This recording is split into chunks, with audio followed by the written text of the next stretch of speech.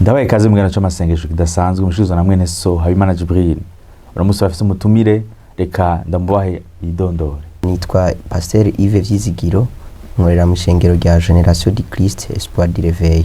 Uno munsi rero Imana sitse ku mutima wacu ijambo rivuga ngo ntucike intege. Ushobora kuba ari ibibazo kuragenderamo, ushobora kuba ugwaye, ushobora ufise ibibazo biko biraguca intege. Ubu umenga wacise intege. Uno munsi umwami yifuza gutera intege. Yesu ariko abwira abigishwa barabwira ngo mu isi muzogira amarushwa menshi, hazoba amarushwa menshi, hari amarushwa menshi. Arababwira ngo umugabo ngo nimuhumure. Uri kora dukuri no munsi ntucike intege. Ibibazo nivyo bashobora kuza. Mugabo umwami aravuga ngo nubwo hari amarushwa menshi aratwemera yuko yanesheje isi. Uri kora dukuri no munsi reka gucika intege. Yesu yarabizi neza ko ibibazo tuzohura navyo kandi mu buzima bwacu bwa misi yose ibibazo birahari. Ubukene rimwe na rimwe buraza ku muntu, ivyago biraza ku muntu. Umuntu arashobora kugerageza kurondera ico muteza imbere agatangura projet imwe ariko abigeze hagati bikanka cane agacika intege. Amaze gucika intege ijambo ry'Imana ritweretse neza ko ucitse intege hanyuma nturonke izo nkomezi zituma ushobora kubandanya ugatakaza ukwihangana intumbero y'ico wategerezwa gushikako urashobora kuyitakaza.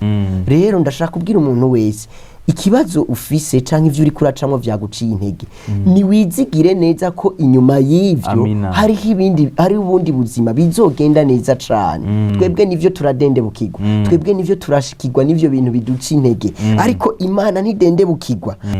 Rero iyo umuntu acitse intege ico dushobora kumubwira muri no mwanya nuko uhoraho atanga inkomezi. Nivyo birashoboka ko ivyo nyene turiko turacamwo biduca intege cane, ariko uhoraho aratanga inkomezi. Amina. Uhoraho arasubizamo inkomezi umuntu acitse intege. Hari umurongo muri Zaburi 42 umurongo 5 uvuga ngo umutima wanje ni igitumye wicurikira. Uyu n'umwanditsi arabwira umutima wiwe. Urashobora gusanga uri mu ugeze ahantu aho wumva umutima uremerewe.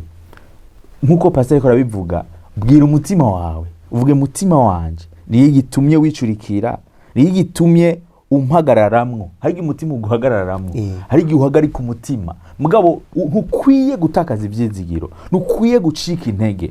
Ukwiye kumena nk'umwanditsi w'inoza baravuze yabwiye ngo niyo gitumye umutima wanje umpagararako, ni wishimira uhoraho.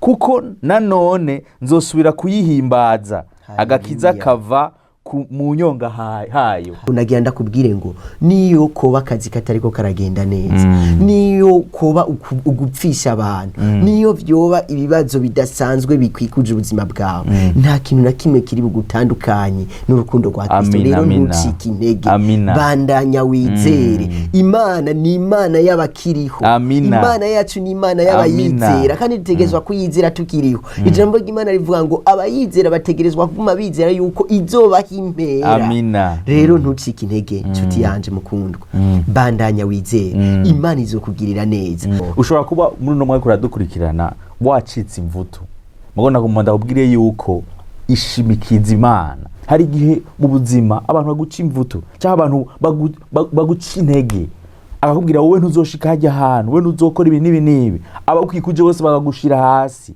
Mugona kumanda kuremeje uko rankurikira no munsi reka gucika intege. Iyi Imana uyigize umuco wawe, iyi Imana uyigize agakiza kawe, igihe urangamije amaso ukavuga Imana niyo inkiza, ni imbohora, ni incinzira zanje, uzokwa misi yose ntuzokigera ucika imvuto. Hari igihe umuntu atinya, yamara gutinya akihebura. Mugona mwanda kubwira ko rankurikira no munsi ntutinye, umwami ariko avuga ngo ndi kumwe nawe.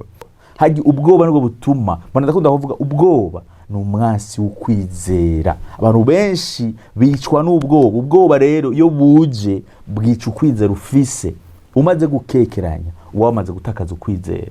Data mwiza, Mana ukomeye, ndasengera umuntu agwaje, umuntu imyaka myinshi abafise abantu babo bagwaye, turabasengera Mwana kugira ngo ushobore kubakomeza. Nivyo harashobora kubaho gucika intege, kandi gucika intege twumvise ko biteza Mwami gutakaza intumbero yawe. Ndasenga ngo mw'izina rya Yesu Kristo ushobore kubirura, ubakomeze, ubahereze inkomezi zawe.